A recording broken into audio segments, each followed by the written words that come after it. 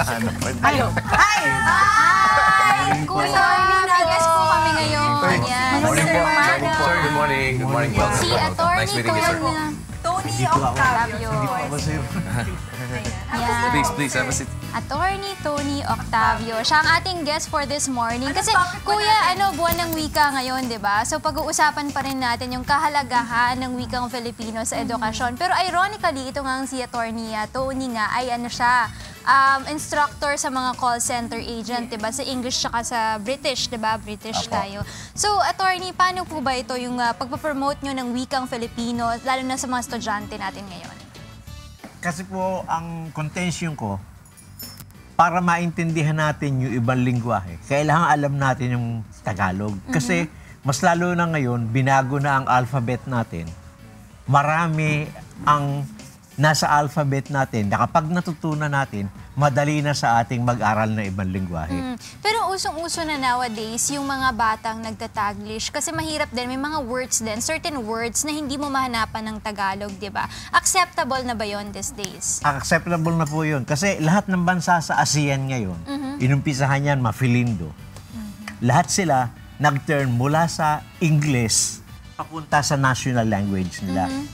Kaya inumpisahan ng Pilipinas, sumunod ng Malaysia, sumunod ng Indonesia, yun ang mafilindo noon. Kaya ngayon, lahat ng ASEAN countries nagpo-promote ng sarili nilang salita. Ngayon, ang isang contention doon, hindi mo mailipat yung mga Foreign yun na lang, words. opo, yung mga computer terms na lang, hindi mo mailipat sa sarili mong lingwahe. Kamukha tayo, yung mouse. Sabihin natin. Doorbell, wala. Walang Aba. Tagalog, di ba? ATM, mga ganyan. So, may hihirapan tayo. Ano ba Tagalog ng hello? Wala po eh. Hello din po eh. Tagal ko na ako nagtatanong yan eh. Nahanap ko yung Tagalog ng hello. Sabi Wala nila, po akong makita ano daw, eh. mabuhay. Hindi, mabuhay. Long live yun eh. Di ba? Yun naman, sabi nila, ano daw, ang hello daw ay... kumusta? Hindi, kumusta? How are you? Di ba? Kuha pa ako ng Hello water, din po Kuya talaga eh. Jimmy. Wala, kahit na po sa Hello. Yuping Dictionary, wala rin po talaga eh. Oo, Hello. wala. Ano. Wala po. Kaya pagka tumawag ka, hello. Oh, lahat, hello. Di ba? Walang ano eh. May iba lang ho ng spelling. Pa-water. Apa. Ang nilalagyan ng W sa huli. Hello. Hello. Hello. Di ba? Ayoko. Okay. Yun nga po ang ginagawang taglis. Oo, ginagawang taglis. Kasi ang alam namin sa alphabet, 'di ba, ng Tagalog, abakada, igaha, ilamana nga o para sa tauwaya. Oh, kaya yun nung tapos na ho yung panahon ng kanta ni Florante dahil iba na ngayon. Apa. So, paano nga ho yung alphabet natin ngayon? Eh, ang pronunciation niya po, English na rin. A, B, C, D, E, F, G, H, I, J, K, L, L, M, N, Ng. Yung NG po, ang pronunciation eh. Kaya lang sa atin, nasanay tayong nang. Nang. Pero dapat yun, ang pronunciation. Kaya M, N, Ng, O, P, Q, R, S, T, U, V, W, X, Wala na Y, N eh. Z. So, meron na din hong V. Apo. Oo, kasi wala naman yun sa talagang panitikan Apo, natin. wala po wala yun yung dati. V. So, binabasa na siya ngayon ABC na. Apo. Enye. Enye. Meron pa rin Meron. po. Kaya marami siya eh. Tsaka Ellie. Oh, double Lalo- L. Meron Ellie, pong di ba? double L. So, ilang letters na yun?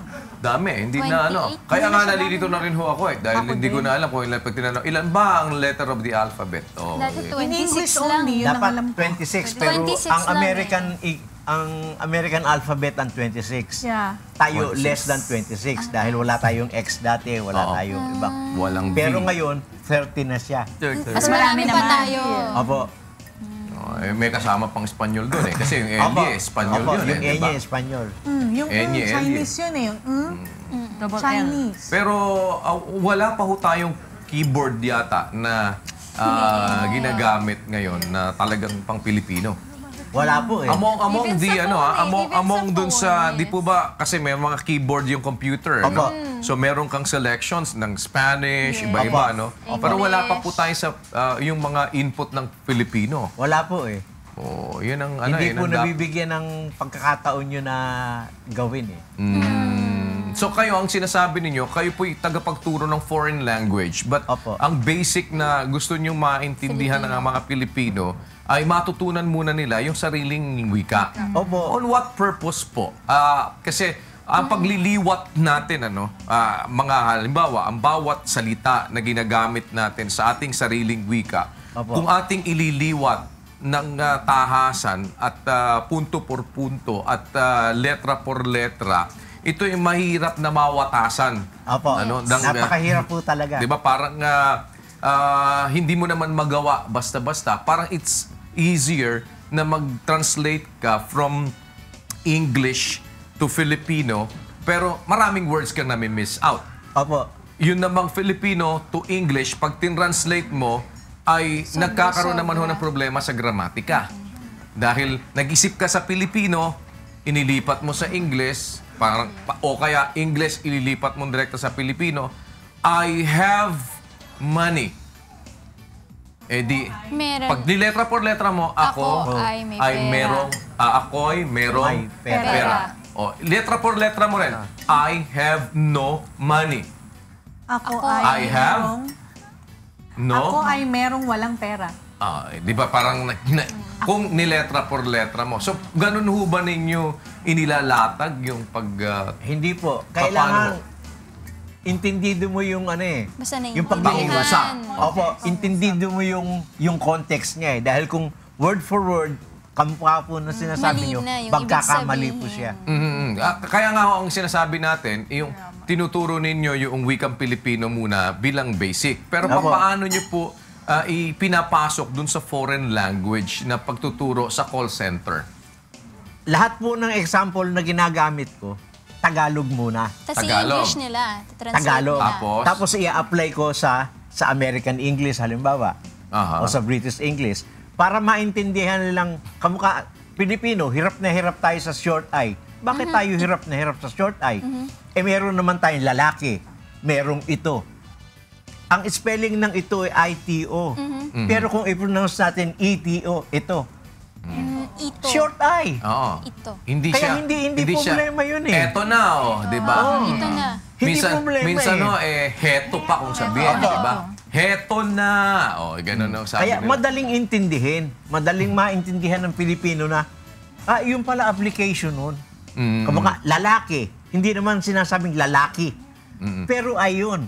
L-A-L-L-K-I ang spelling nun. Tsaka pag naiba rin ho yung intonation, naiba rin ang meaning.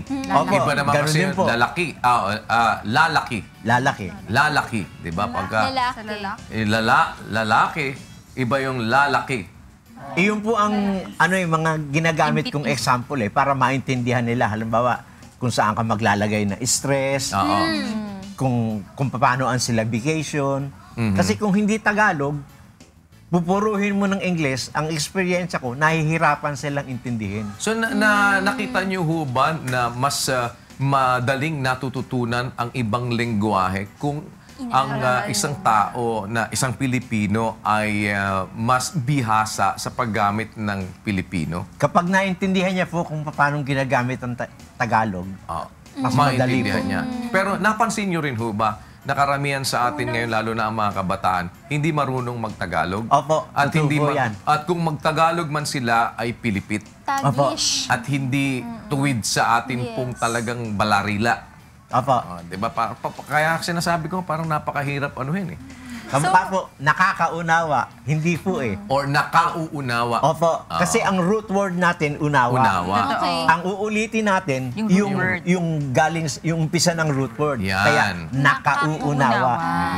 Halimbawa, nakakaranas. Paano? Nakararanas. Nakararanas, di ba? Pinipindot. Oo. Yan. Hindi sir- nipipindot. Oo. So, sir, ang preferred nyo po bang suggestion nyo, ang ituturo ng mga magulang sa kanilang mga anak, dapat sariling wika muna natin. Bago kasi, sa ngayong panahon, di ba, puro English muna ang tinuturo ng mga magulang sa kanilang mga anak. So, kayo po, preferred nyo po ba na matutunan muna nila yung sariling wika natin, tsaka natin sila tuturuan ng English? Yes. Ang experience ko po sa buhay, yung bunso kong kapatid, babae, marunong. 5 kapatid kong babae ang teacher. Nung nanganak ang nanay ko ng bunso namin, pinaturuan ng English. So hanggang ngayon, Kaya lumaki yung bata, English ang alam niya. Hindi marunong Nahirapan na mag-Filipino. mag-Tagalog. Opo, nagrereklamo ngayon. Bakit daw hindi siya maintindihan ng mga kalaro niya? Oh, yan. Totoo yan. Guilty. Yun po, kaya sabi ko sa mga kapatid ko, palitan niyo uli, turuan niyo uli ng Tagalog. ayan, speaking of turuan, paano naman pag gustong magpaturo ng mga bata sa inyo, saan po ba kayo pwedeng kontakin? Nasa PCA po ako sa West Avenue. Malapit lang dito. Ayan. So pwede rin kayo magturo ng English or British sa kanila, di ba? Opo. Ayan. Pati po Australian. Kasi may mga account sa call center na Australian accent na po eh. Ayan, maraming salamat kay Attorney Pero si- Tony Hindi po ako, Octavio. attorney. Sir. Sabi sa akin, attorney daw eh. Hindi po.